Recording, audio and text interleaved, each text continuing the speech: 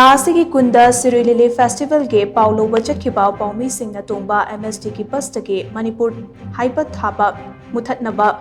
Security Force na CHATHARAKHIBA THOUONG ADUBU YANINGDABA PHONGDOKTUNA NGARANG NUMIDANG Awang Potsangbam Khunou Meira PAIBI AMASUNG Youth Development Club ANINA Meira Khongchat ama Chatkhre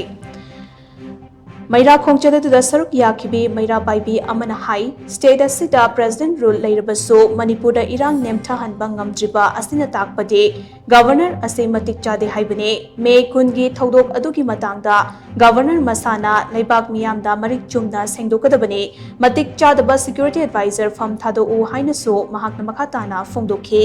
Meira Khongchat aduda miyamna long live Manipur thugaiba yaroi India lenga ke shubnam sasan yaningde Security Advisor from Thadokadabani Haibana Chingba Yauba Tongan ba Wahei Kaya Thapa placard sing season Kibaga Loinana Kolau Kaya Su Lauki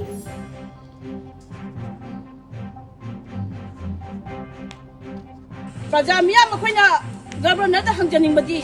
Asekoma policy as here Governor Gikaramba Housing Torang the Git will be Libano Aduna Akoi Mission Praja Akoi Punamata Governor Atuba Matanda talking about how Kamato talking about no, government Machamana Pajamiam da Lanjare had a wapamate Pajamiangi Makegi Sanko Haningi Haja Haningi Governor Haduna Maticha the Haibasa called Pajamiam the Lauren Haiba wapamate Sanko Peter Bamana I come there had no consent ba Magi Marano Losan Lagadi when Manipur governor like the Gala like they have so Hajaningi